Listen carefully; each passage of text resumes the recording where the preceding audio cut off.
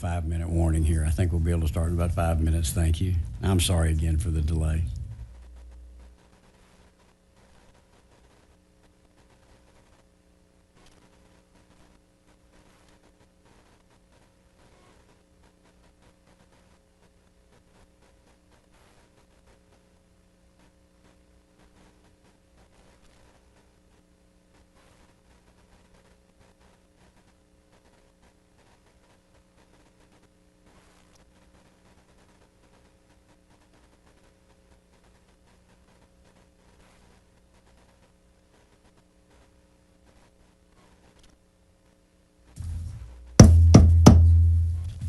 Well, good morning. The Senate Special Committee on Congressional Redistricting will come to order. The clerk will please call the roll.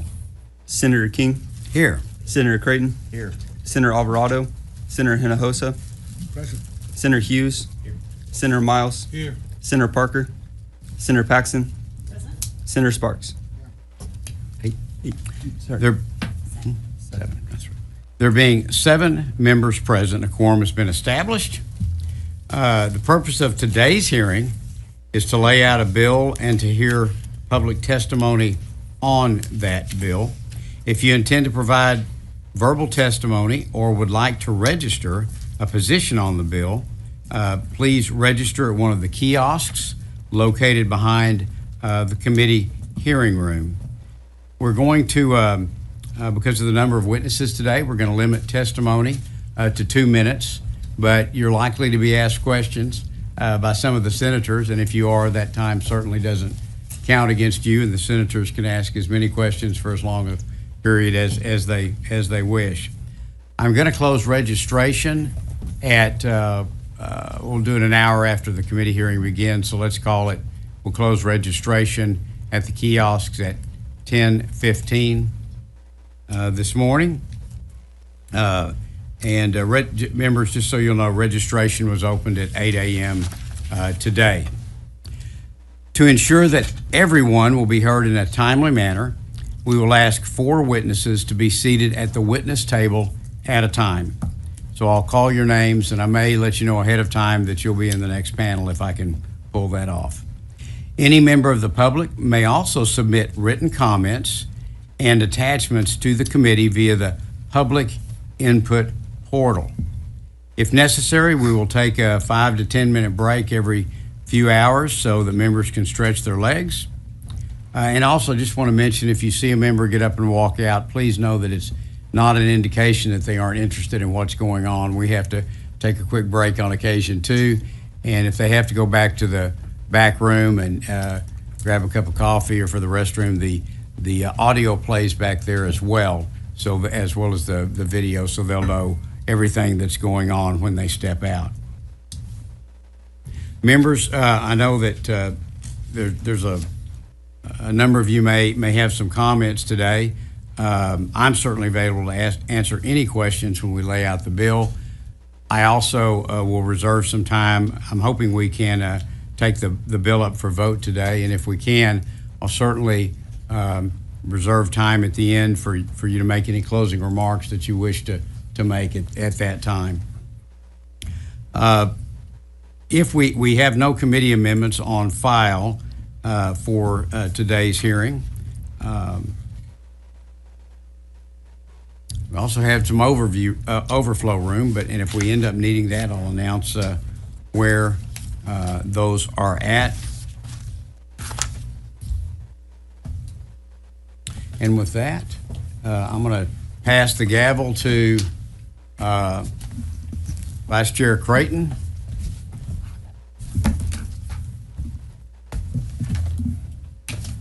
And again, I want to thank everybody for being here today.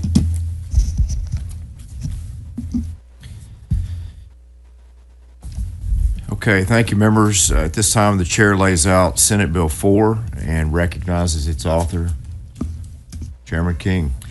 Thank you. And members, the layout's a little bit longer on this than we normally do in committees, but this is such an important issue. I'd like to, with your patience and grace, go into a little bit more detail.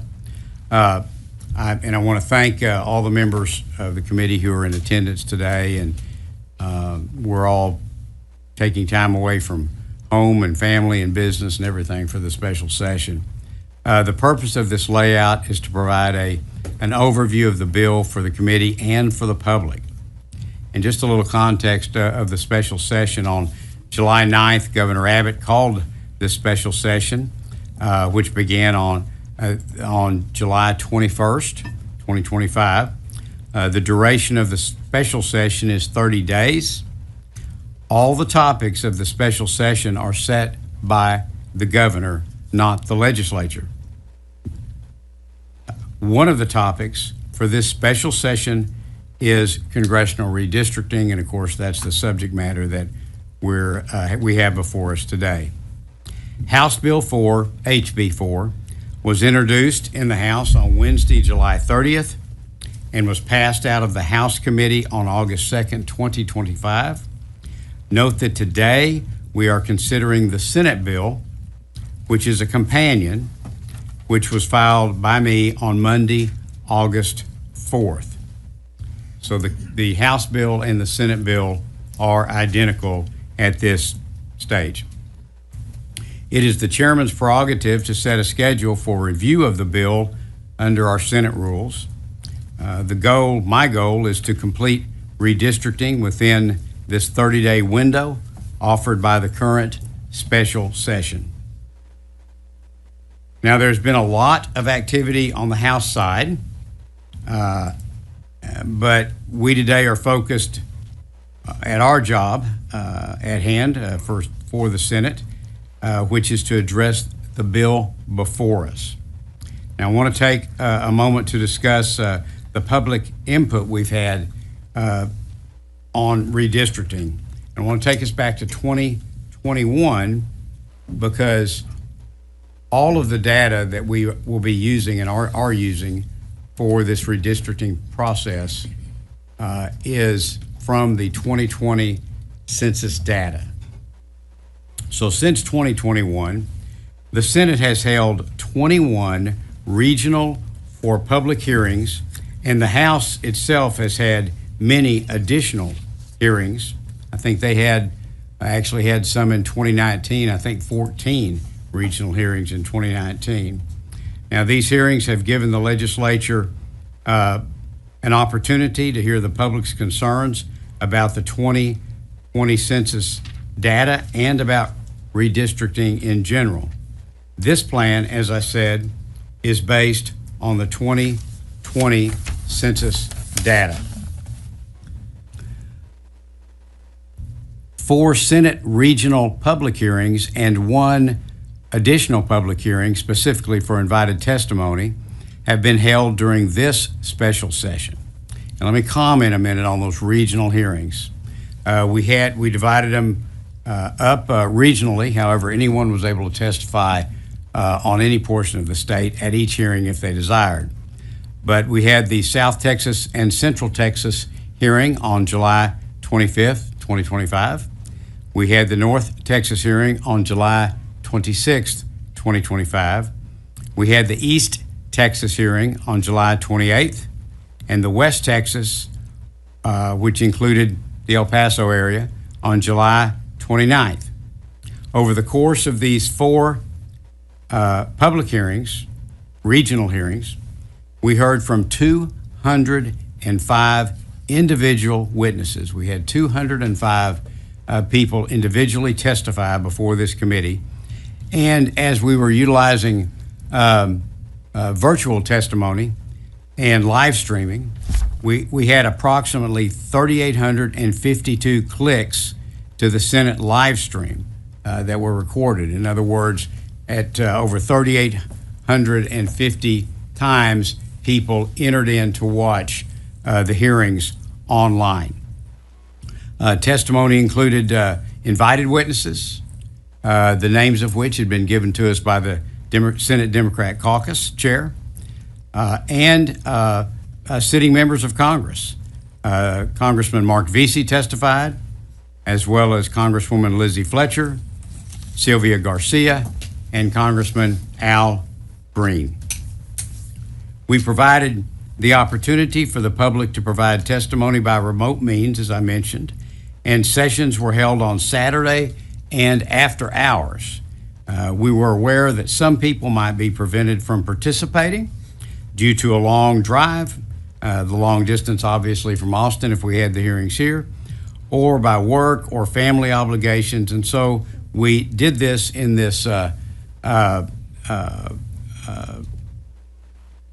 virtual fashion so that as many people as possible could offer their input. And we had just that. We had people testify from all over the state.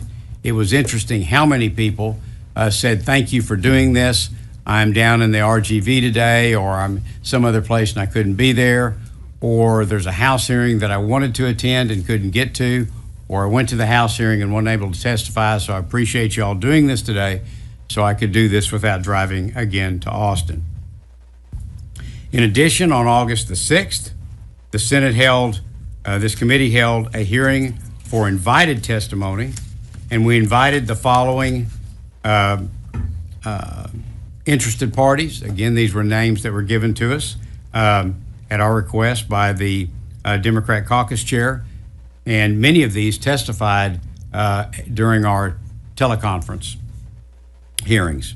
Nina Perales with MALDEF, Gary Bledsoe with the Texas NAACP, Ellen Katz with the University of Michigan Law School, Michael Lee with the Brennan Center for Justice, Niyati Shah with the Asian Americans Advancing Justice, Leah Aiden with the NAACP Legal Defense Fund, Luis Figueroa with Every Texan, Ramon Palomares with LULAC, Tenias Chavez with La Union del Pueblo Entero, and also we invited the entire Democrat congressional delegation. Again, this was all for the August 6th invited testimony hearing. This hearing was held specifically because there were comments at the regional hearings earlier that a map was not available on which to testify, and so we wanted to give these interested parties and stakeholders a specific opportunity to come and testify before the committee on SB 4, on the bill before us today. We held that public hearing yesterday with, as I said, over a dozen invited witnesses and all of the Democratic congressional delegation, but they all chose to either decline the invitation or not respond at all. So today is we're here for the public to testify, which is another reason I wanted to bifurcate, to separate these into two hearings, invited testimony and public testimony, is because I didn't want you to have to wait 2 or 3 hours until invited testimony would be over, as we had seen happen in the House, which wasn't their fault, but I just didn't want you to have to wait a long time. During this special session, we also reopened, actually I think before the session began, the public comment portal, through which any member of the public may provide comments and present documents. As of noon yesterday, we have received 3,668 public comments through the public portal. All of these public comments are being and will be distributed to the committee members, and we are in the process of making these available to all senators and the public on the Senate's website as soon as possible. We've been processing about 400 of these a day, and my staff's not crazy happy about that, but it just takes a while to go through them. We have to redact personal information. We don't want to make it, if you've filed something with the portal, we don't want to make your personal email or phone number or home address or anything like that available to the public. So we're having to go through each one of those that comes in. We're doing about 400 a day, and we're trying to redact, black marker out your personal information. But those are being made available to the committee and will soon be available to all the public and all the Senate members. Now, that brings us to where we are today in this laying out this bill. And I want to take just a moment, if I may, to discuss redistricting history and some principles and legal standards. I believe that I'm correct in saying that redistricting has been addressed during special sessions of the Texas legislature as far back as at least 1871, when they did school district redistricting, and then they did congressional redistricting in a special session in 1882. This also includes special sessions in the past 6 redistricting cycles. They did redistricting in special sessions in 1971, 1981, 1991, 1997. That was actually for the education again, Board of Education.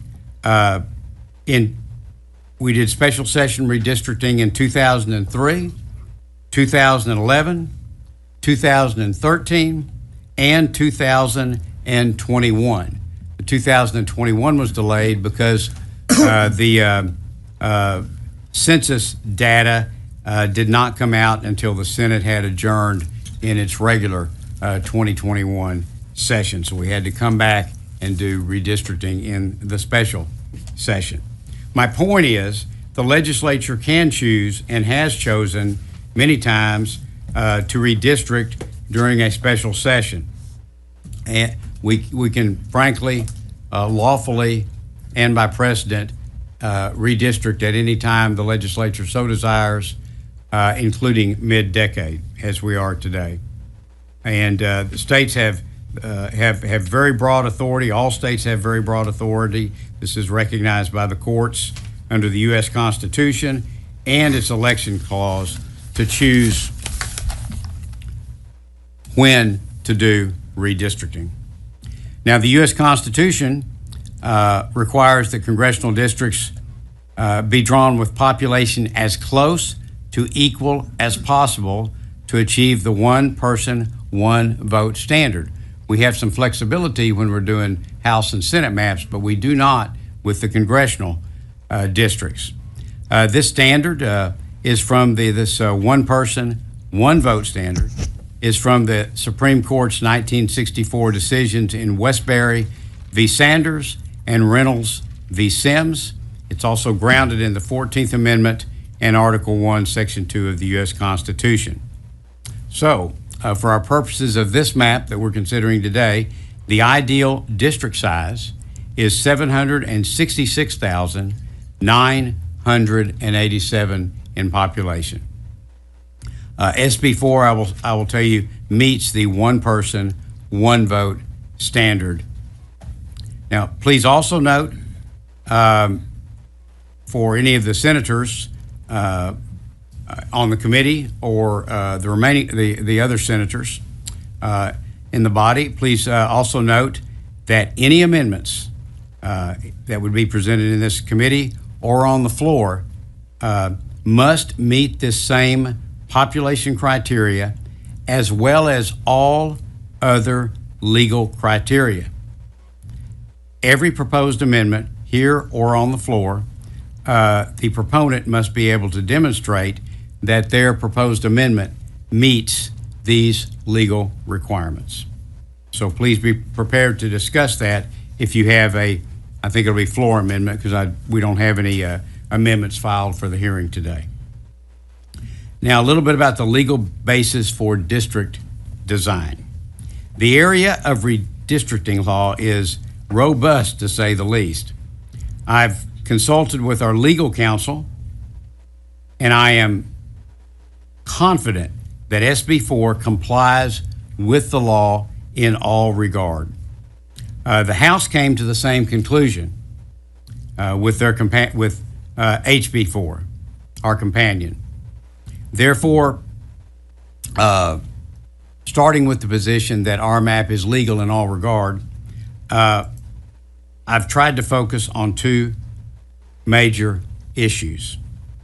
My first objective in adopting the House map and presenting this map today, my first objective is to create a plan that elects more Republicans to the U.S. Congress.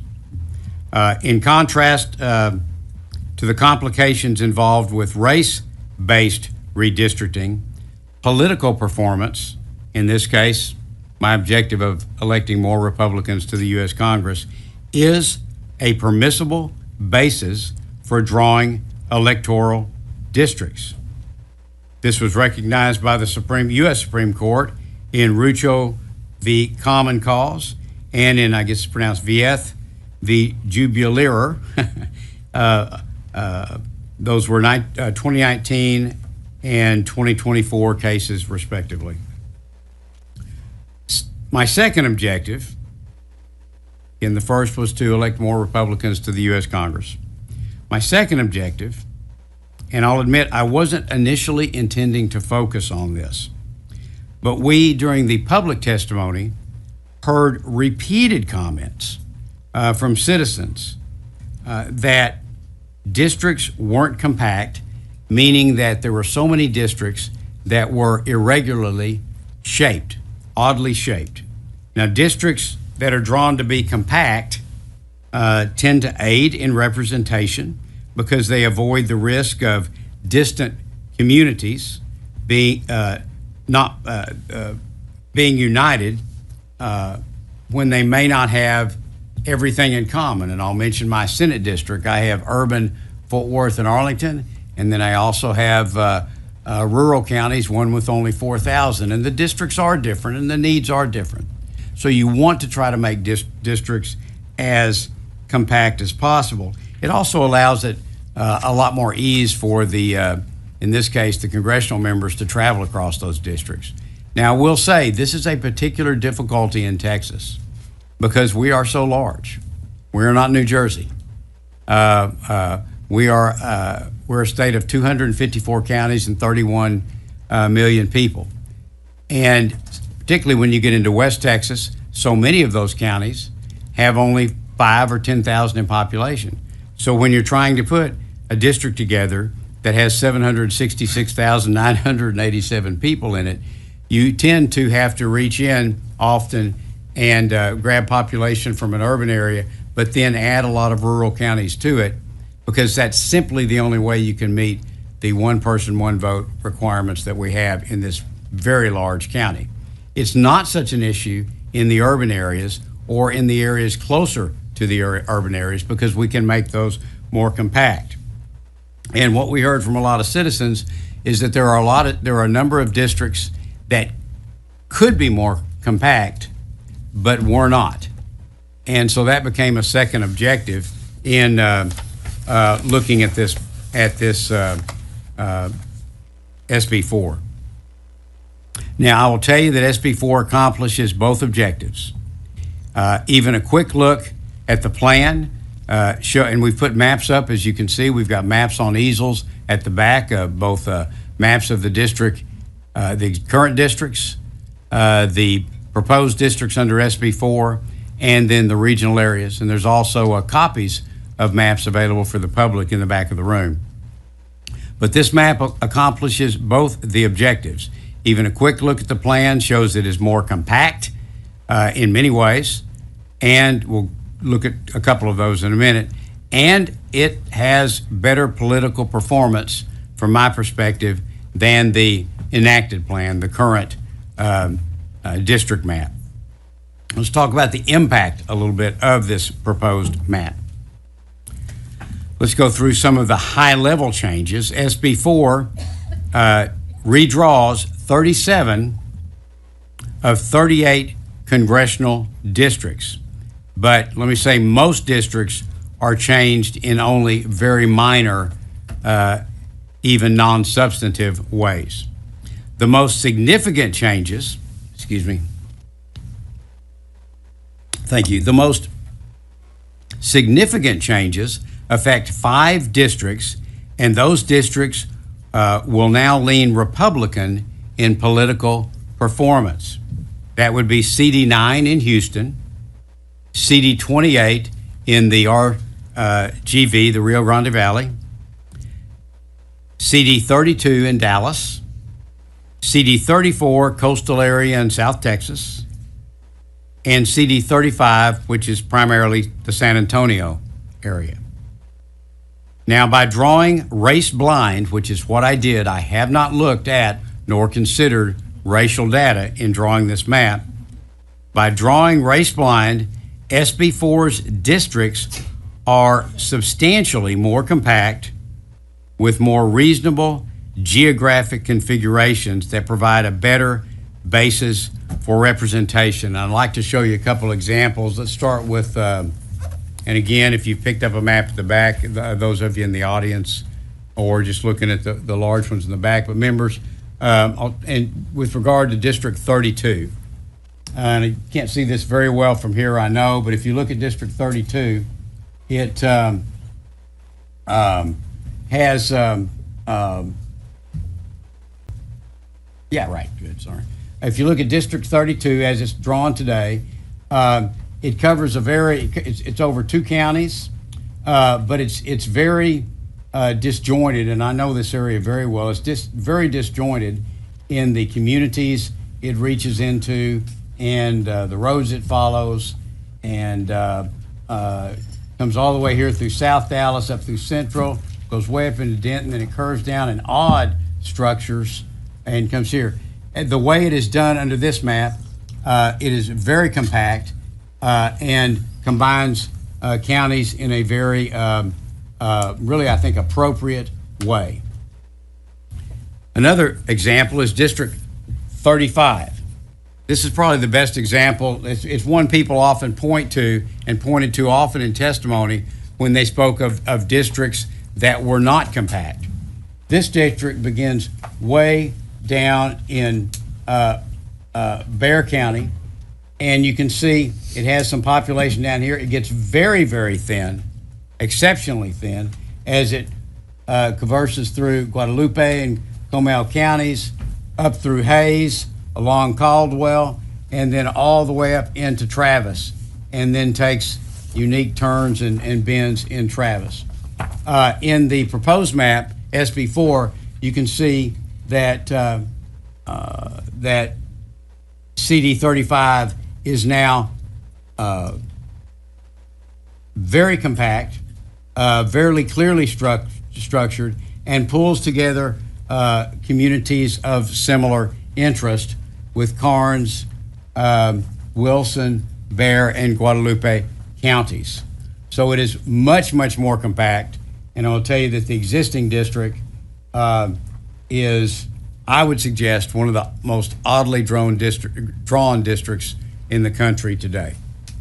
So I believe the map is much more compact than what we have in the current map.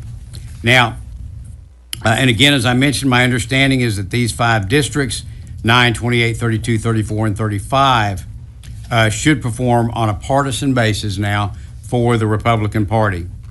Again, I want to say I did not look at racial data, but for the committee members in your bill packets, there is census data in the bill packets produced by Legislative Council to which you can refer if you wish to. Again, that is public census data.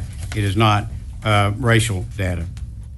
Now, in conclusion, I would say that SB4, which is before us today, is more compact than the enacted plan, the current plan, and it complies with all applicable law. We've had plenty of opportunity for testimony with regard to redistricting and census data all the way back literally to 2021, and we've had a lot of discussion and 5 hearings thus far, with almost 4,000 people participating and 205 witnesses just before the Senate. We've had ample opportunity, and no one has presented data or a compelling case that this map violates any applicable laws. So it accomplishes what were my 2 objectives. First, that it perform better on a partisan basis for Republicans, but then second, that it be more compact as requested by so many of the witnesses. And with that, I would do my best to answer any questions, Mr. Chairman. Mr. Chairman. Thank you, Chairman. Senator Miles, questions? Thank you, Mr. Chairman. And thank you, Mr. Chairman, for the explanation you just gave. I'd like to start off by going back to July 21st when we had a joint caucus of the whole, meaning we had the Democratic caucus and the Republican caucus, and this was our initial conversation about this redistricting. Our initial conversation in private, just us. Yes, sir. I want to make it very clear that, Mr. Chairman, when you made it clear that I would be on this committee, and I accepted it, and as well as you and the Lieutenant Governor, that my exact words to you were, I couldn't see the fight going any other way. If there was going to be a fight, I wanted to be in the room. So I appreciate you for allowing me to be here on this committee. But what I also said to all of my colleagues, to you of all my colleagues, is I've looked at this process, and if we're going to do this, is what I said to you, if we're going to do this, Senator Hughes, I'm going to expose it for what it really is. If you recall me saying that. I said I would expose it for what it really is, and in turn, each one of you would be exposed for carrying out this racist process. That's what I said to you on the 21st in the Betty King room when we first got together and talked about this process. Does any of my colleagues remember that? I remember your comments then. Okay, thank you, sir. Going past the 21st, Mr. Chairman, you said we had 205 individual witnesses testify. You also said that we had 38 that clicked on and watched, and don't know how long they clicked on, how long they watched. We don't have the record. They just clicked on and checked it out and checked it off, right? But we had 205. 205 is the number that you use. People who had testified.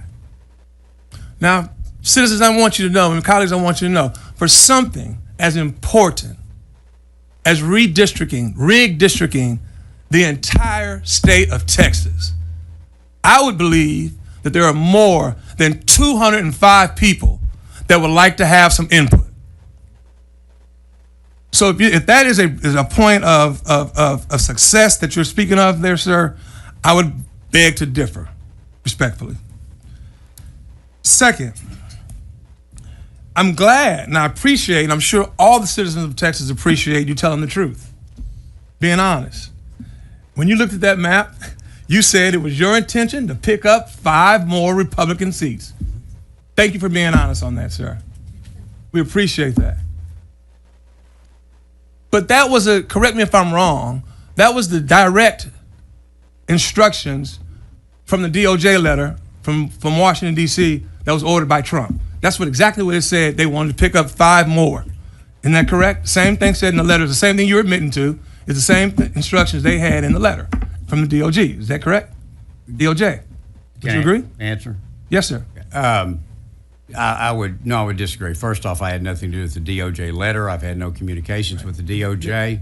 I'm sorry, sir. Before you're correct. The president said it, not the DOJ. Okay.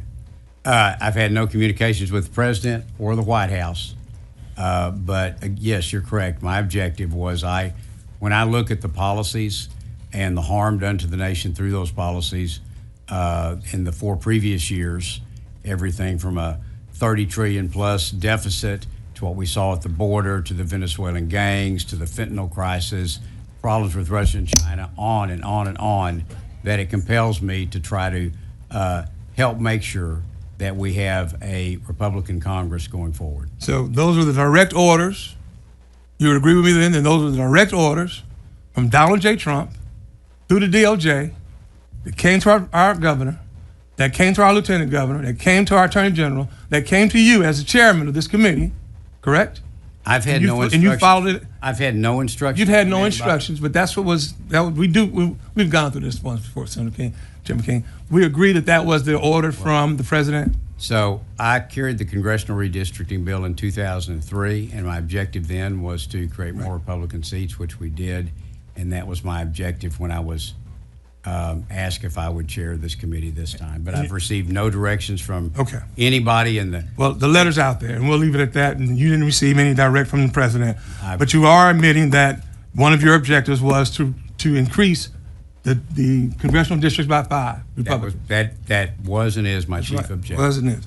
Okay, you probably don't know this because I just heard it on the radio this morning on the way in that A.G. Dillon would not come and speak to us. She didn't respond to the letter that you wrote her, and we respectfully wrote that. I wasn't able to subpoena her per the vote for the committee, but she's out on radio talk shows. And this morning,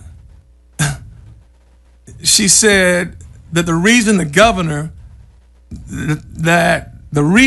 the governor gave the ability to call a special session and to put redistricting on call was to get 5 more additional Republican seats. Now, she won't come to tell us that. She won't even respond to us in a letter, my brother. But yet she's on a national network radio station all over the country saying exactly what she intended to do. And that was heard just this morning, sir. And it also said that King, but you said, Senator King, that you could do it in any time, which we understand that. I don't think we're questioning the rigged districting being done now. I think the big question for the citizens of Texas is, why is it being done? And all we want we know why it's being done. We just wanted somebody of leadership of this state to say why it's being done. Senator King, you also stated that you were trying to give these congressional members a chance to testify. You also qualified the amount of communication this committee had with each of these offices in the way to make it seem though they were too scared or too damn good to testify before this committee. I heard you say that on yesterday when I was in Boston. But I also know at what time of day yesterday did you decide, because you and I communicated, at what time of day yesterday did you decide to let the congressional members come and testify? So we had, as I mentioned, I've got it right here when you communicated with me. okay. Senator King. So, thank you, Chairman. I'm sorry. So, at the regional hearings, as I mentioned, we had 4 of them testify. And then you and I spoke on the phone Monday night. You called to ask some questions about redistricting. And I told you that we were having the invited testimony hearing Wednesday. And then you said, well, have you invited the congressional members? And I said, no, I haven't. And based on that suggestion, the next morning, we invited all the congressional members. The next morning? Tuesday morning. About what time? Before 10 a.m. Before 10? Okay. And you expected them to be here, your congressional members, you invited right at 10 o'clock, 11, closer to 11, you invited them, and you expected for them to be here what time? By 2 o'clock the next day. That's what I thought. Okay. And if I can finish answering that. Yes, sir. Senator King. That was similar to the notice that brought 4 congressional members to testify the day before, or the week before. It is also, they all know we're in the middle of this redistricting. They all know the process. One of them is even a former senator, Sylvia Garcia. Right. They know that there's going to be opportunities for testimony when the bill is laid out, and they know how this works. And so Okay. I don't know how to give them longer notice, Okay. but based on your suggestion, early the next morning, we started the process, and by 10 o'clock I notified all 12 of them, and we did follow-up reach-outs to see if we could accommodate that. And I thank you for that, Senator King. Senator Miles.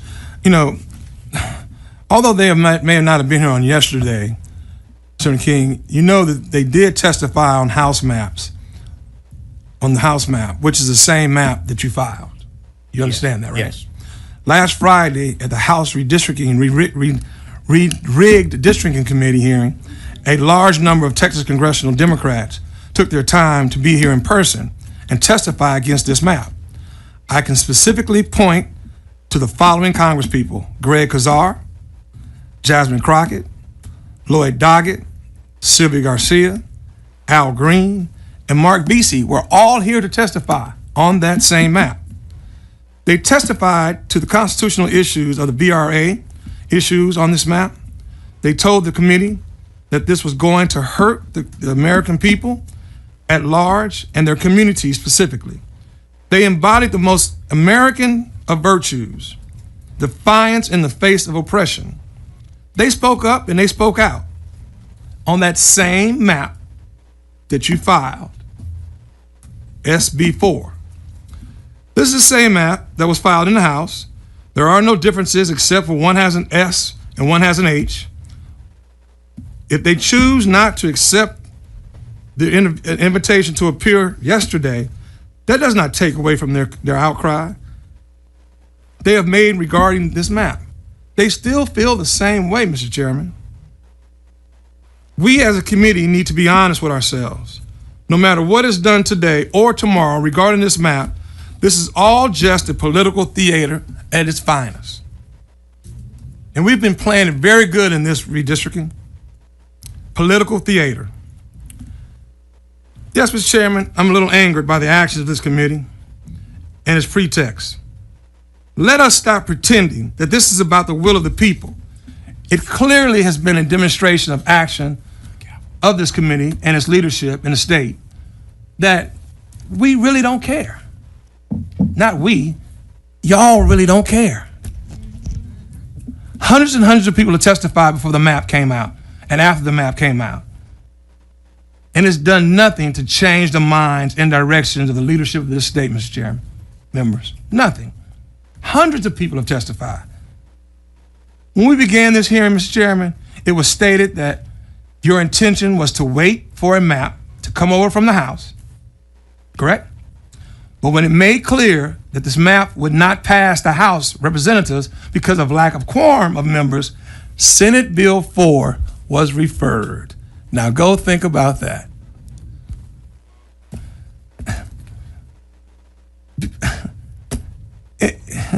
It's exactly the same map, Mr. Chairman. The same copy of the congressional map put forth by the House Redistricting Committee.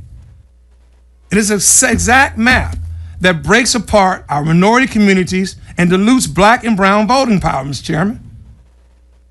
It's as if the chambers were told, this is the map and this is what it's going to be, point blank, period. I have to ask, were we told that? Were you told that?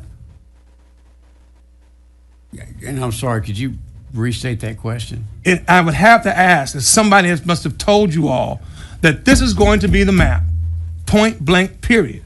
The same map that's going to break up black and brown voting powers. Because it's the same map as the House. Senator King. Thank you, Mr. Chairman. And I want to correct one thing. My staff just corrected me that when we posted for Wednesday's hearing, we posted that on Monday.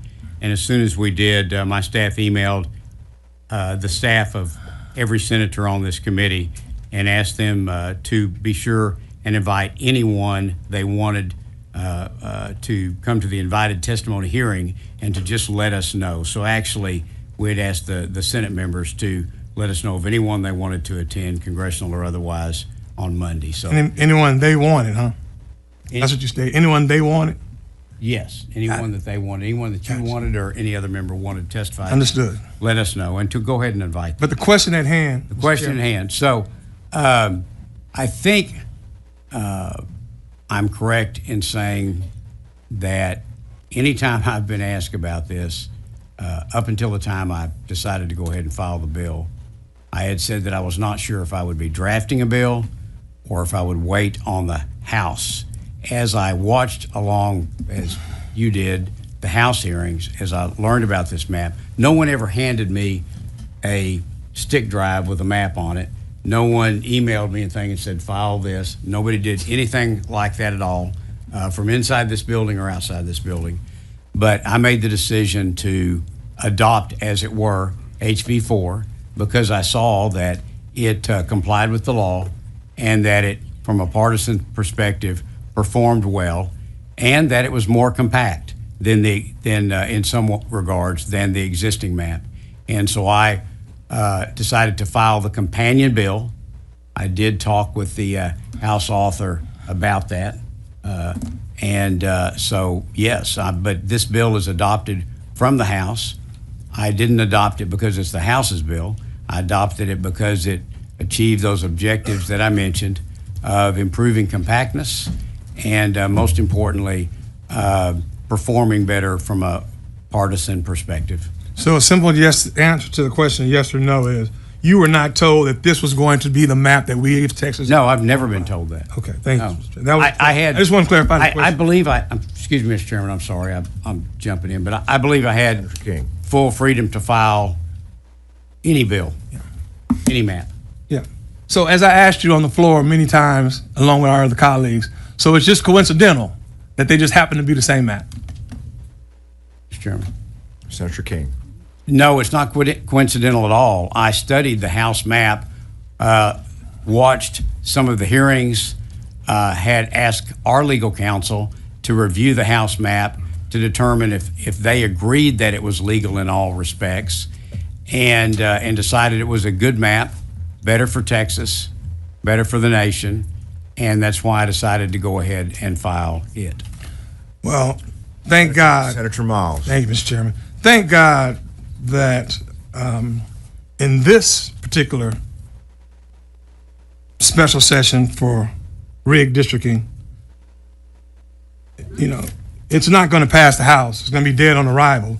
We'll be here again for the next special session for rig districting. But Mr. Chairman, just a little bit more. Why are you further wasting taxpayers' time going through this motion? Are you just fast tracking Trump's racist agenda to get his approval so that we can, you know, so that we can put it back on to, and so he can say to you, good job, Senator King, good job, Senator King? Because we all know that now that the House is gone, this Senate floor map, as we see it right now in this particular session, was going to die. Mr. Chairman. Senator King. So I think your question is, knowing that the House has broken quorum, that the House Democrats have left the state, knowing that, why did I bother to go ahead and have this hearing now? I'll say that I thought about that a lot, but we don't know for sure. I think the last count I saw, they had 94 members present. They only needed 6 more to have a quorum. And so I thought if we went ahead and moved this bill forward, the House already has a bill on the floor. It's already through calendars for HB4. And if they come back that that they could expedite, and we have sent this bill to them, that the House could then simply, in the last days of the special session, pick up SB4 and substitute it for HB4 and pass it out. So I just used the same strategy for procedural strategy that you've used 100 times on 100 bills, is looking for any possibility to get your bill passed. Yeah. And that best possibility said move this one forward so that if the House does reach a quorum, and that they can, that the Senate bill would be over there for them to pick up and pass out. Okay. You know, Senator Miles. thank you, Mr. Chairman. You know, we as a Texas Senate, I remember back when we used to take pride, a lot of pride, colleagues. I want y'all to hear this. I remember when we used to take a lot of pride in standing against the federal government telling us what to do here in Texas. Those are some good old days. But here we stand today doing exactly what the president's orders the governor to put us up through. You know, it's kind of like the president told Governor Abbott to jump, and he asked how high. It's ridiculous because we had some rich days in being able to tell the federal government what we weren't going to do that they told us to do, Senator Hughes, Senator Paxton. And that's when we stood for something. We stood as Texans, independent, strong, free-minded, doing what's best for Texans instead of doing what's best for the President of the United States. You know, for those of you who are here waiting to testify, be not dismayed. Speak the truth. Please speak the truth. Tell this committee what rig districting is going to do to your communities. To the Democratic House members that broke quorum, keep the faith and keep your fight. This state needs your bravery, and this country needs your bravery. I'm in full support of the House members and their quorum break. Yes, Mr. Chair, but I went to Boston to support them. I would have gone to Chicago, New York, wherever. But this hearing was called. If the citizens were going to come and testify, then damn it, I was going to be here to testify with them. Supporting their voices and making sure that they're heard. I'm here on this diocese for them and not for the President of the United States. The men and women of the House District Caucus decided to put the people of Texas first and lead the state by spreading the word of the injustices being done here and deny the legislation the ability to proceed with this racist map and these racist maps. And let me say this, packing black folks into one district and reducing their ability to have representation from 2 to 1, and then hiding behind the premises we are keeping Barbara Jordan's seat intact. And if you're doing us a favor, this is disrespectful, it's very much disingenuous, and point blank low down. Think that minority communities can take, if you think that minority communities must take and what we can get is discriminatory, you do not have to call someone a racist slur to be a racist, Mr. Chairman and members. Sitting back participating in an august process, in an inherently discriminatory process, disenfranchising black and brown people is racist in all parts. For those of us watching this from out of state, just know, as Texas goes, the country's gonna go. Texas may be the first to be redistrict or rigged district, but your state is next. Finally, for those of you who are watching, yes, the Republicans have stacked the deck. And the passage of this map may happen. But I want all of you to know who are watching, they want you to be discouraged. They want you to be dismayed. They want to give you a reason to stay at home on election, but don't let them do it. This is my call to arms for you. Your vote is your weapon. I repeat, your vote is your weapon. Show them how you get down. And you know how you get down. Make sure that these maps don't give them what they want. Take yourself, take your neighbor, take your friend, take your parents, take their family, take them all to the voting box. Show them who we are. And let them understand that you are Texans. And Texans, we stand for something. Together, we keep the faith, we keep the fight, and together, we'll win. Okay, at this time, the chair would like to remind those watching and participating today that registration will close in a little less than 10 minutes. So if you have not registered yet and you plan to testify today, please get your registration accomplished at the kiosk just outside the hearing room. This room is getting full. We have overflow rooms as well for those participating. Audio and video should be playing live from that room. You'll hear if the chair calls you to testify. Our overflow rooms are E1016 and E1028, and if needed, E1036 for anyone that needs additional space or to take a seat. I also want to remind those participating and watching that any reactions from the audience is not allowed in our hearings. We have to make sure that everyone with us is respected, everyone can see and participate and hear, and so there won't be any jeers or clapping or reactions or snapping from the audience. You'll hear some things today that you like. You'll hear some things today that are frustrating. But help us all and everyone that's here be respected and participate in the process without interruption. At this time, the chair will open up public testimony. Mr. Chairman. Senator Hinojosa. Thank you, Mr. Chairman. I couldn't say it better than our colleague, Senator Miles, but just a couple of points and questions for our chairman. Yes, you're recognized. Yeah. one of the things that I look as I saw the map and I understand the goal of electing more Republicans. The reality is that the map, especially in South Texas, as you want to make it more compact, you're really dividing communities that have a common interest. For example, Hidalgo County is divided in half, maybe in three parts. The valley is certainly divided into three parts. So those are divisions that are taking place in terms of communities who have a common interest. In Nueces County, the county has been split also in half.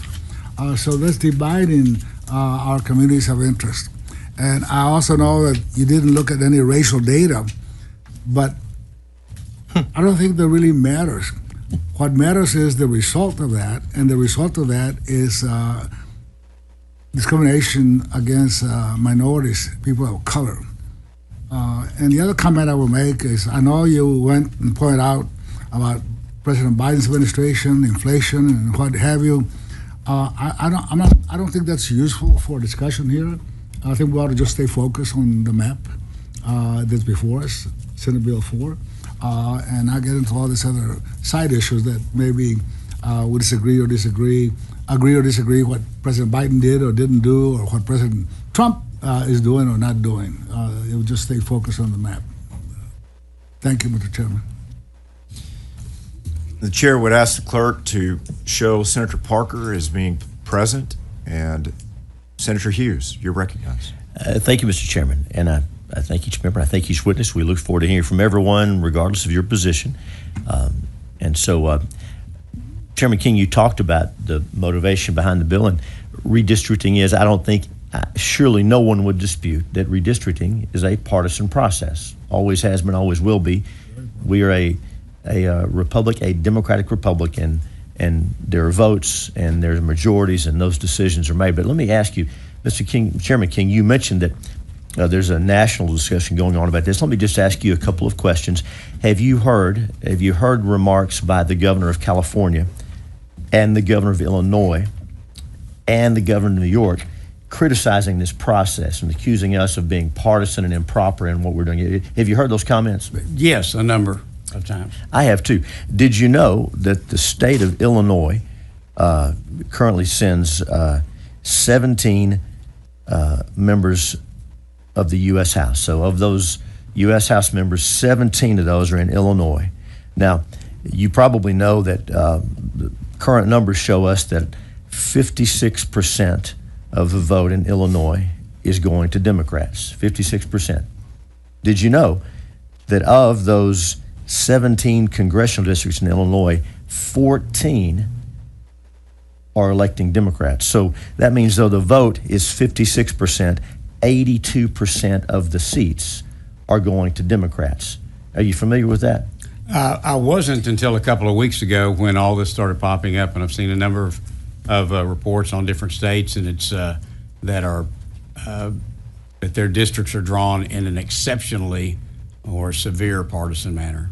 Senator, to your point, did you know that in the state of New York, where they have 26 members of the U.S. House, 26 in their delegation, Democrats get about 58% of the vote, but they have 19 of those 26 districts, 73%. And then perhaps the loudest critic and the one who's threatened to do more redistricting might be out in California. I can't recall the governor's name, but the governor of California. California, for now, has a larger congressional delegation than we do. Of course, their population's shrinking, ours going up, but we're going to catch up to them. We're going to catch up to them if there's a fair census, unlike the 2020 census that undercounted Texas and undercounted red states, but that's another topic. But in the state of California, where about 62% of the voters are voting for Democratic candidates, they have 52 members of Congress, and 43 of those, 43 out of 52, 82% are drawn to elect and are electing Democrats. I would note that they claim to have a nonpartisan redistricting commission there. Doesn't sound very nonpartisan to me. So a little context, Mr. Chairman, as we think about the partisan approach to these maps. And Senator King. And I understand, I was speaking with someone from Massachusetts this morning, and they have 9 congressional members, and although they have a pretty substantial Republican voting bloc there, all 9 are drawn to be Democrat districts. So in Massachusetts, where President Trump got in the mid-30s, almost in mid-30s of the vote, there are 0 Republican congressmen from Massachusetts. 0. 0. Thank you. So, Mr. Chairman. Senator Miles. So, Senator Hughes, what's your point? Senator, my point is that those Is your point that you're angry? Let me ask you your question. Miles, Let me ask you- we're going to I'm have to sorry. keep. Okay, We're going to have to okay, keep. okay, Well, okay. it's not okay if I'm still talking. Okay. We're going to have to keep order in the hearing so that our audience and those watching can follow succinctly our discussions and our exchanges. We're going to have to be patient. We don't have a shot clock on this hearing, so everybody's going to have their say. Most importantly, you all that are here to testify. Senator Hughes.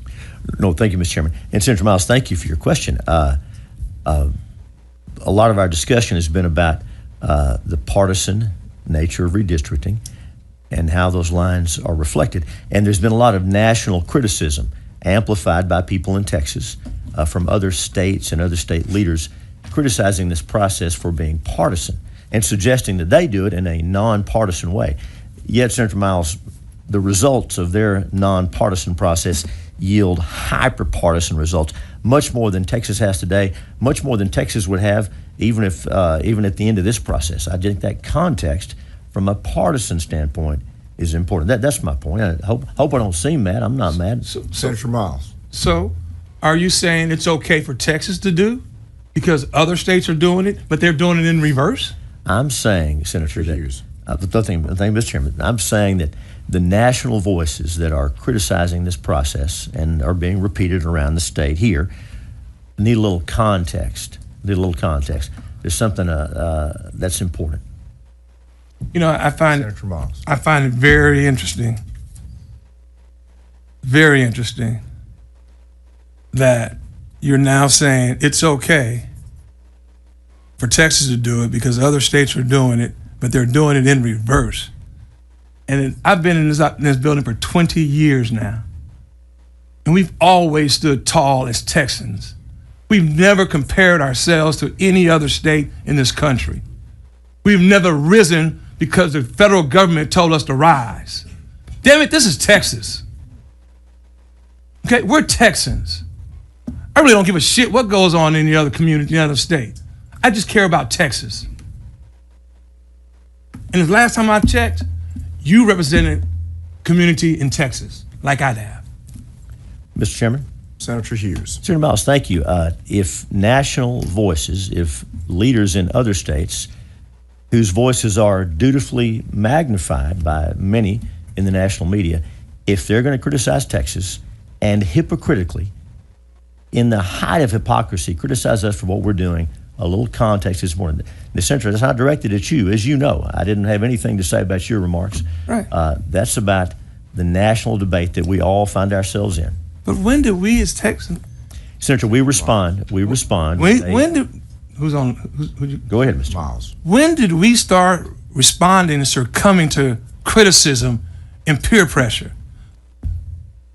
Texas, we always apply to criticism and the peer pressure. That's who we are. I never knew that now we're so weak in Texas that we're succumbing to criticism. I'm done, Mr. Chairman. This time we'll open up public testimony. The chair will call Sarah West, Dedrick Wilmer, Amanda McLaughlin, and Janelle Zuberbeer.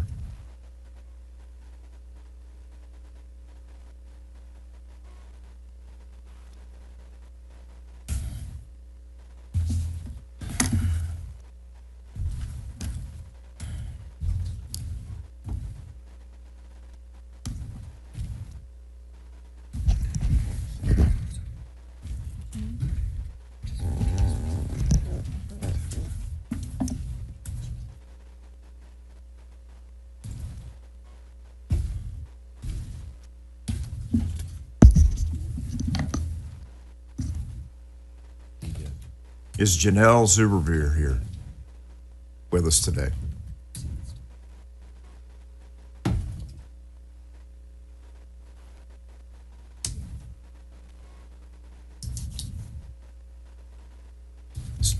Janelle, please come forward. We were giving you time. No problem, no hurry.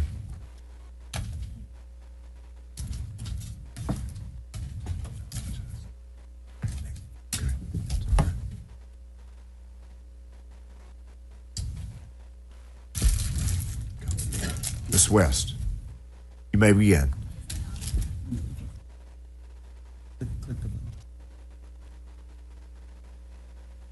There we go. Should be live good now, now. and if you can, please state your name and if you represent any outside organizations or just yourself today and your position on the legislation. Thank you, sir. Thank you. My name is Sarah West, and I am representing myself. I live in Northwest Austin in the current incredibly compact Congressional District 37. But under this new map, someone in the White House in Washington, not Texas, wants to move me into CD 10, which would be a district that stretches almost to Louisiana. That makes no sense. Austinites don't have the same concerns as people in East Texas. We deserve representation that represents and reflects our community. Meanwhile, my neighbor just down the road would get to remain in CD 37. So I called Representative Doggett's office to share my concerns. The woman who answered listened to me, and she even laughed when I told her to add exclamation points to my comments. The next day, I got a call from Madison. Yes, I'm still naming her, because she is doing the real work for Doggett's constituents. She made sure I knew about the House hearing last week because she wanted me to be able to use my voice while I still have it. But if this map goes through, I'll have to call Representative McCall's office, and they don't know me from anyone else.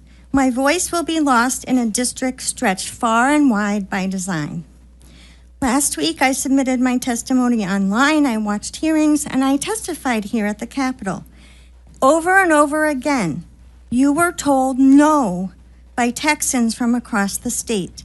On HB4 and SB4, we are united. We don't want this. I stand with the House Democrats.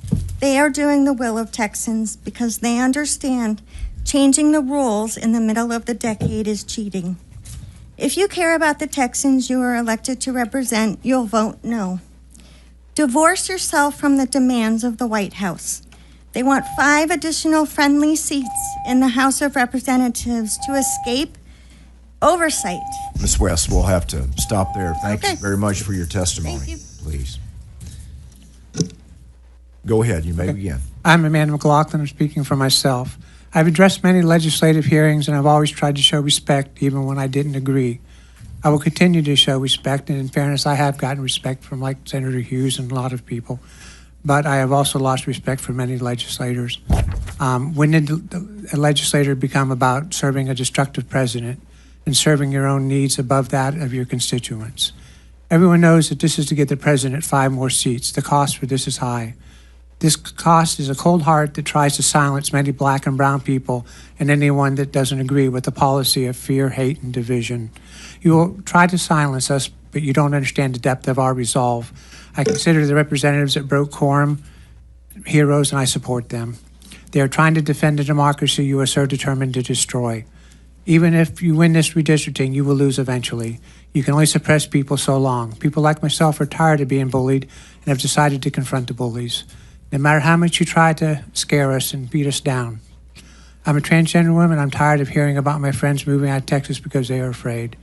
For many of you, that is a statement will bring you joy. The joy you feel speaks to how sick this government has become. Fear and hatred now control the actions of many here. What happened to loving your neighbor? What happened to legislators serving their constituents? It is now acceptable to disappear immigrants without due process. Are you so heartless that you don't feel the pain to people and families? You deny children lunches while passing laws that 10 Commandments have to be displayed in classrooms. I'm a Christian, and that is not Christian behavior. How can you justify hurting so many people because they don't look or think like you? Diversity is beautiful. Please replace the fear and hate with love. For Texas, the people of Texas, and yourself, please do not advance SB4. Thank you. Appreciate your testimony. You may begin. Thank you, Chairperson and members, for allowing testimony today. I am a proud union member of the Communication Workers of America, a single mother of biracial daughters, and a U.S. Army veteran. I'm also a Gen X woman who remembers walking in protests and rallies as a youth, fighting for the rights of all, and continuing the fight for my daughters and future generations to not be marginalized. To see that you are more worried about rigged districting only because Trump told you to. If I could interrupt you, if you could state your name for the record. I apologize, Janelle Zuberbier.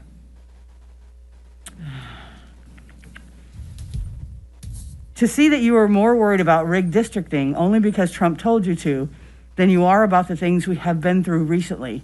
But no, you want to spend more time to create this crooked, gerrymandered, rigged districting map that is even worse than the current one we have, and that still has current litigation ongoing, instead of taking care of the issues that matter to Texans. This brazen move increases Republican representation by taking it away from communities of colors is shameful and racist. Texas has a long history of rigged districting against voters of color in the district maps. The racial gerrymandering in Texas has the aura of apartheid era white minority rule. But in Texas, whites like me are approximately 40% of the population, but control approximately 70% of the congressional districts. And in Dallas-Fort Worth area, where whites are only approximately 20% of the population, but have approximately 80% of the seats. Why would you do this to the people of Texas? Government works best solving the problems of ordinary people like me, a living wage, good public schools, and accessible, affordable, quality health care. We need to get politicians out of the map building process. Thank you. Thank you for your testimony. The chair would like to remind the committee that public registration is now closed. Mr. Wilmer, we'll begin with you at this time. Thank you. Okay, appreciate it. Chairman King and Vice Chair Creighton and the members of the committee. My name is Deborah T. Wilmer. I'm a proud Texan, a father, community leader, serving currently Harris County Municipal Utility District 248 and candidate for the Congress in the 9th District. I come before you today not just as a candidate, but as a citizen deeply concerned about the direction of our state and this country. Senate Bill 4 and the redistricting process as a whole is not just about maps. It's about power, accountability, and the sacred right of voters to choose who represents them. Let me be clear, I support fair and constitutional redistricting, but I also believe the process has too often been hijacked, not by policy, but by politics. When your colleagues fled the state to avoid voting on the issues critical to Texans, they not protect democracy, they protected seats, they protected feelings. In doing so, they turn their backs on the very people who elected them, people who expect their leaders to show up when it's hard. Redistricting should never be driven by racial fear tactics, unfounded accusation of discrimination meant to shut down an honest debate, but that only delays our real progress. Texas is changing, yes, but that change should be embraced, not manipulated. Our voters are smart, they're engaged. They deserve the opportunity to decide what's best for themselves, not to those decisions shaped behind closed doors or avoided through walkouts or staged media moments with our out-of-state governors. To Senator Boris Miles, and as well as Senator Carol Alvarado, who's not here today, I say this respect and conviction. This process isn't about you, isn't about me, it's about the voters. Let's stop preserving political careers and preserving the people's voice. But let me speak from the heart, Brother Miles. I understand the fear. I understand the concern in real time. In 1992, my sophomore year in high school in Baton Rouge, you all here at Ann Richards, we had to decide on David Duke. There's a talk that someone, maybe even a white nationalist or a Duke ex-gay, might try to exploit this new district as a night to try to run it right now. I understand where you're coming from, but I trust these voters here in Texas, and I trust them. Mr. Wilmer, Thank you. we'll have to stop there to make sure everybody has the same amount of time. Thank you. Members, any questions for this panel of witnesses? Thank you. Appreciate each of you. Thank you. At this time, the chair will call Monica Gonzalez, Daniel Segura Kelly, Chloe Wilkinson,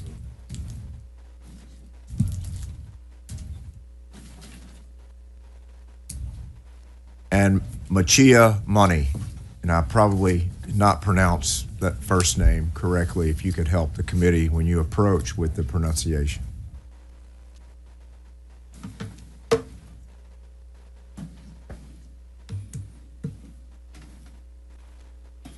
How do we properly pronounce your first name? Miosha Money. Miosha. Beautiful name. Thank you. Sorry I mispronounced. It's okay. Thank you. We'll begin with you. Good morning. My name is Monica Gonzalez. I am a nurse and a proud member of National Nurses Organizing Committee and National Nurses United Texas. I live in Burnett County, and I currently work at Ascension Seton Medical Center in Austin. I've been there for 21 years on their neuro med surg unit. I'm here today to speak out against this racially discriminatory redrawing of our congressional maps. As a nurse, we value caring, compassion, and our community. We care for anyone and everyone who walks into our hospital, no matter their political affiliation, gender, immigration status, race, or class. What we are now witnessing in our state with redistricting is a stark contrast to these values. The governor should focus this special session on issues everyday Texans are experiencing. This time could be much better spent. For example, in July, Congress passed a budget reconciliation bill that will have devastating impacts on healthcare access for millions of our patients. Many states have been scrambling to figure out what to do with the same level of federal funding for programs like Medicaid. Governor Abbott, instead of showing concern for our patients who may soon lose their healthcare coverage, has called a special session to further Trump's agenda. I am furious at our state elected officials who are using this time to further consolidate power instead of putting forward solutions to our impending healthcare crisis. Additionally, Texans are still wondering when the legislature will address flood relief and disaster recovery. As nurses, we see the devastating impacts natural disasters can have on individuals' health and entire communities. Texans deserve to know that they can rebuild and recover.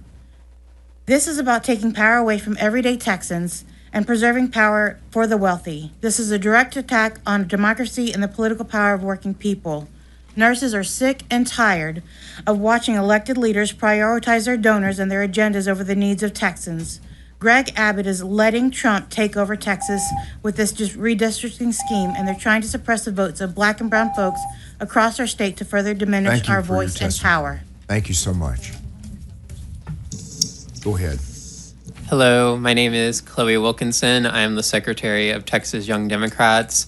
I'm going to repeat some points from my House committee hearing speech, but first let me just say to the Senate Democrats, thank you for your support with House Democrats breaking quorum. We need them to know that they are supported up and down from across the state by everyone. But let me just talk about why this redistricting is especially bad for Austin. I have lived in Austin for 4.5 years now, and I have 7 years of campaign experience. So I do sort of know how this is going to affect us from a field and constituent service perspective. First off, there was mention that these maps are compact, but when you look at the districts that represent parts of the greater Austin area, like CD10, CD11, and CD27, those are not compact districts. If you put them in a circle, they would not even constitute 25% compactness. Secondly, I really want to point out that we talk a lot about different racial groups are not monolithic. Why is it that the only congressional district that was majority white that voted Democrat is suddenly gone now? Also, CD37, if you look at it, it is 50% Hispanic, but in reality, because West Austin is completely segregated and is rich white people with a 17% higher voter turnout rate, it is in reality a white district that looks like a Hispanic district. So I really want us to realize here that this map may have been drawn race blind, but it is in fact going to hurt communities of color. Thank you, and I'm happy to take questions. Appreciate your testimony. Hi, good morning, committee. My name is Daniel Segura Kelly. I'm speaking for myself. Today, I'm conflicted because Texans experienced an enormous loss of life on July 4th due to a natural disaster that we could have been better prepared for. Now could be an excellent opportunity to bring Texans together and solve big problems. One of those problems is that Texans believe that the congressional maps have been designed to break communities apart, and they're not wrong to think so. This proposed congressional map violates the principle of preserving communities of interest, and it tears through the southeastern Travis County community of Dell Valley, my community.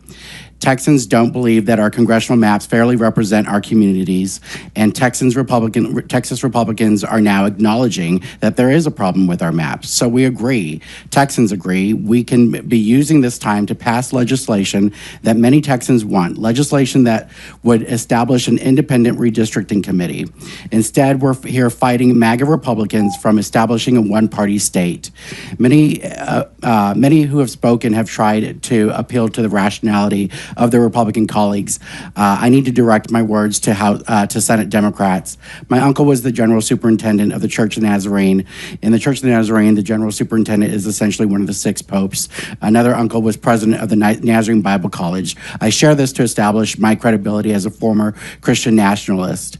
I've been in the room with leaders in the Christian nationalist movement. Democrats, please look at your Republican colleagues. The eyes that are either looking back at you or avoiding your contact see you as soulless enemies. These are people capable of looking you in the eyes and telling you they love you, and in the same breath will sentence you to hell. Get out. You must get out. You are not working with people who are here in good faith. I need you to know that these are people who have a depraved indifference to democracy. They intend to annihilate democracy and establish a theocracy. You are attempting to work with people who are fundamentally different from us. Thank you. When you and I watch The Handmaid's Appreciate Tale your time here and recoil today. at the We scenes, appreciate you they sticking with salivate. your time frame. This is the world they want to create.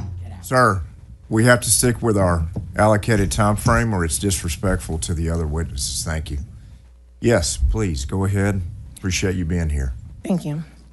Good morning. My name is Miosha Money. I'm a deputized voter registrar, community advocate, and proud public servant for the people in Houston, Texas, Harris County, especially in Congressional District 9 and 18. I stand for the people, the real ones. We want maps. We want real maps. We want access to the ballots. We want leadership, and we want to fight for what's righteous and not for against us, nothing for against us. HB4 is just another chapter in the same tired playbook. We saw this similar back in 2021, where they rolled out the Senate Bill 1, SB 1. That made it harder for the people to vote, especially the seniors with disabilities, the folks with language barriers, the Black and brown communities, and the ones just trying to survive. As I spent so much time educating and informing individuals about the questioning, I see the concerns in their faces and their voices, and somehow they have some sort of confusion and intimidation regards to this bill. But you guys want our votes all the time. Y'all are steady asking for our votes. We're tired of knocking and asking to be let in. We're tired of begging. We're tired of this. Now, at this time, we're not asking. We're just going to go ahead and kick it down. Our neighborhoods, our kids, and everything are being affected. So let me make this clear and let me make this loud. I stand against HB4, I stand against gerrymandering, and I stand against voter suppression and intimidation. And let's make this clear, we're not backing down and we're just getting started. Thank you. Appreciate your testimony. Each of you members, any questions? Thank you.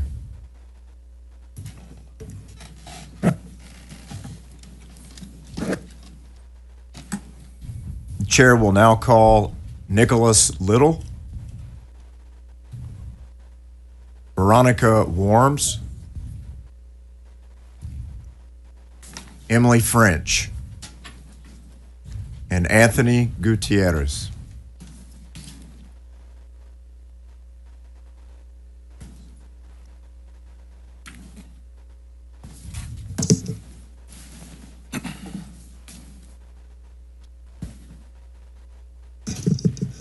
Anthony's on his way in. We'll give Mr. Gutierrez time, and we'll begin with you. Go ahead. My name is Veronica Worms, and I am a policy attorney representing the Texas Civil Rights Project against SB4. This map is a blatant attempt to rob Texans of color of their political power. Despite the fact that 95% of Texas's population growth was in communities of color, the 2021 maps did not produce additional opportunity districts for Texans of color. This proposal makes an already discriminatory map that is still being litigated even worse. If it were implemented, white Texans who comprise only 40% of the population would control 79% of the congressional delegation. Texans know an unfair system when they see one. The district lines here cannot be explained away on partisanship. As the Supreme Court noted in Bartlett v. Strickland, a state intentionally destroying effective crossover districts raises serious constitutional concerns. The DOJ's letter, while completely misstating the law, cited impermissible racial considerations in 4 majority-minority districts, not a quest for partisan advantage. What the legislature delivered with SB4 is a map that brazenly and intentionally cracks historic majority-minority districts, including court-ordered VRA districts, and then packs other minority groups into tight urban areas to dilute their political power. That is targeted racial discrimination, plain and simple. The lengths the state has gone to deny Texans fair representation in this redistricting farce are staggering. The Supreme Court has said that redistricting mid-decade to replace a court-ordered map is allowed, but that's not what's happening here. The House had only 3 regional hearings to encompass the 30-plus million Texans spread over more than 268,000 square miles. Only 5 hours of public testimony were allowed per hearing, so only a max of 150 Texans could speak. Less than 48 hours after the last regional hearing, this map appeared. The Senate had 4 virtual hearings where, again, the vast majority of witnesses opposed this out-of-order redistricting, and the exact same map was filed. Its drafters clearly disregarded the public's testimony on the impact of redistricting on their communities and their overwhelming opposition to this rushed redraw. We urge the committee to focus on disaster relief rather than creating a new disaster in this destructive and discriminatory map. Thank you for your testimony. Thank you very much. You may begin. Hi, I'm Emily E.B. French. I represent Common Cause Texas. I'm far from the first to share my disappointment that this legislature is putting gerrymandering over disaster relief, but I also believe this legislature is making future disaster relief harder with gerrymandering. Right now, we're sitting in CD 37. Under a new map, we'd be sitting in CD 10. This Capitol complex would share a U.S. House rep with students at Texas A&M, 87 miles away, the people of Centerville, 124 miles away, and the people of Segno, 183 miles away. But under this proposed map, if I walked 1,000 feet to Texas Chili Parlor, I would be in CD 37 again. Imagine that you live at the Capitol, which I'm sure is not hard for many members of this committee, and a natural disaster strikes. Let's say that the power goes out, my phone has like 15%, I only have enough juice to call my congressional rep. I want to use this constituent services to find resources, locate warming or cooling centers, and connect with other folks who are helping out near me. If my friends at Texas Chili Parlor have to walk over, these maps would force them to get help from a different representative. By drawing our communities apart, you're making it harder for neighbors to help each other.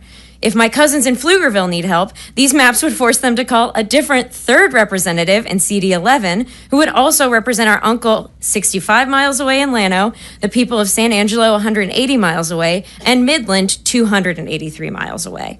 Pflugerville is 14 miles away from the Capitol. This map has Pflugerville in with Midland and the Capitol in with Segno, and Midland is 430 miles away from Segno. That is 11 and a half Rhode Islands laid end to end.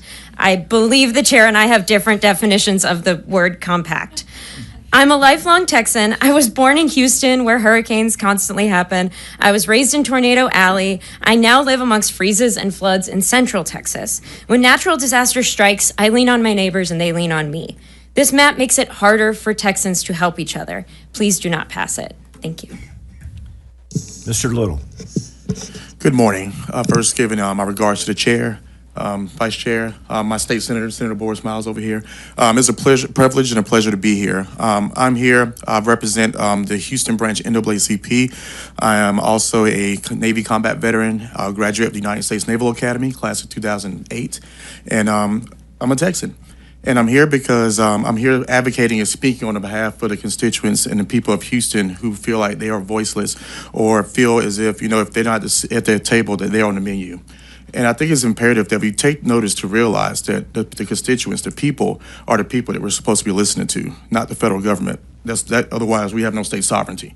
And it concerns me, and it concerns many of our constituents and many in the room, that we are currently at a point right now where we are willing to listen to what's going on from somewhere else versus doing what's good for Texas, as stated by members of the committee.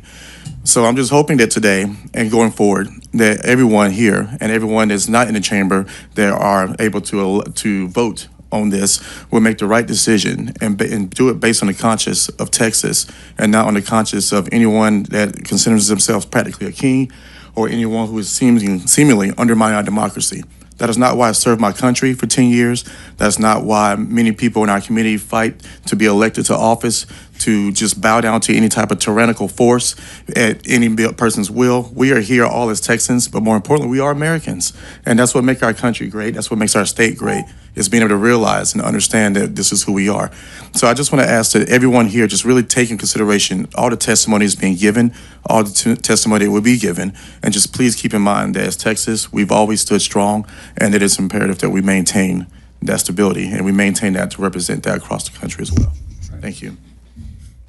We appreciate each of you and your testimony. Thank you for your service to our nation, Mr. Little. Senator West, we welcome you to the committee today and appreciate you joining us, and you're recognized if you have a question for Mr. Little. I don't know that it's for Mr. Little. It may very well be for the author of the bill, based on the testimony of this panel. In terms of deliberating on exactly what's taken into consideration in recommending this bill or amendments thereto, how will the testimony received by the committee, by people that have taken their time out to express their opinion on the bill, be utilized? Is that a question for me? Is Yes. Is that directed at me as No, currently, or the Senator author, King? author of the bill, Senator King. Senator King. Okay. Did you understand the question? I think so. Let me make sure you understand Okay, it. please. We've had, and I've been listening to the testimony, and we've had hundreds of people testify on this particular bill. 205. And it would seem, based on what I've gleaned, most of them have testified against this process and now also on this particular bill. And my question is, in terms of what your recommendation is going to be on this particular bill or amendments requested, how will the testimony of citizens that have taken their time to testify be taken into consideration? Certainly. Senator King. Thank you.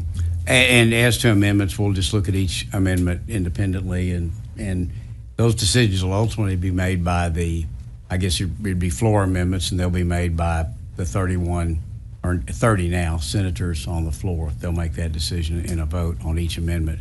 I would say as to how his testimony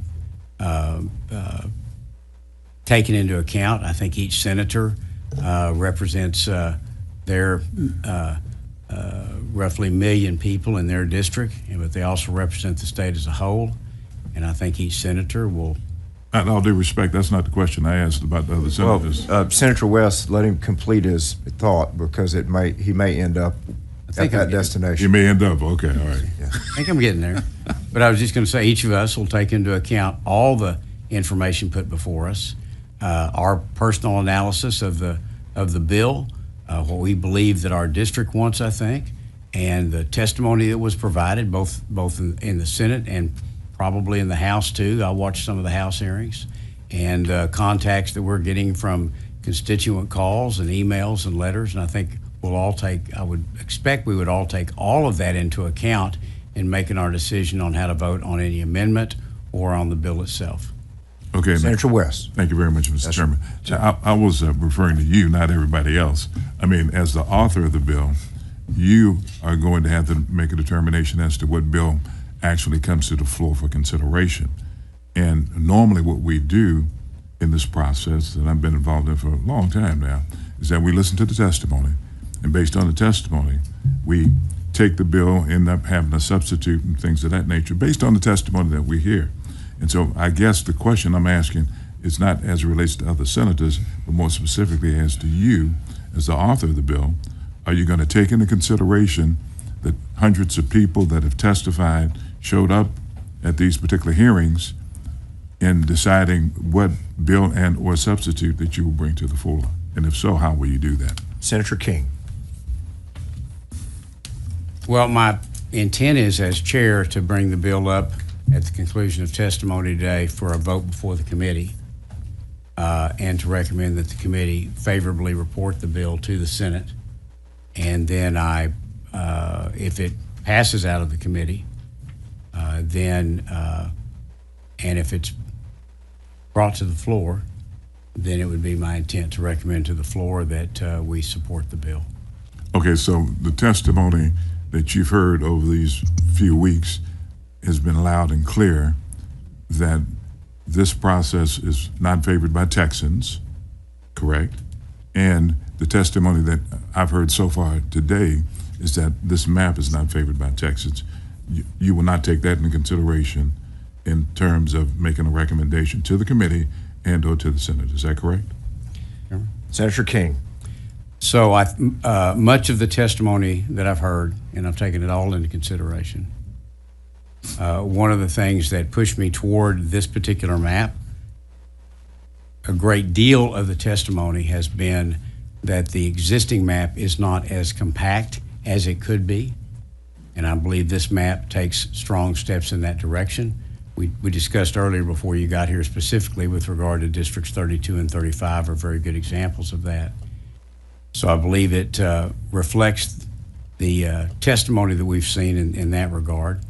I also believe that most of the testimony that I've heard has been with regard to racial considerations, and I think it's totally inappropriate to take racial considerations into account when drawing a map. I think that that's not preferred by the law, to say the least, and I think it would be inappropriate. So I think all the testimony that's been suggesting that this map was drawn on a racial basis is inaccurate and incorrect. And so I'm disregarding that part of the testimony because I didn't take race into account, and I don't see race in this map. Okay, and I understand that. Senator West. Thank you very much, Mr. Chairman.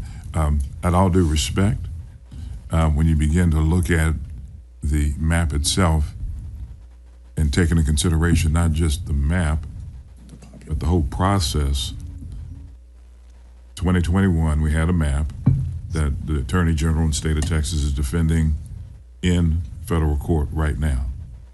And then we get a letter. Trump says that he needs 5 seats from Texas. And then we get a letter from the Department of Justice. I think that's a chronological order. Mm-hmm. Then all of a sudden, there's no map, because I've asked you about maps, and then a map shows up in the House. Then we have the quorum, the parliamentary use of quorum breaks in order to stymie the efforts, and then another map is filed over here. I think that's the order of events.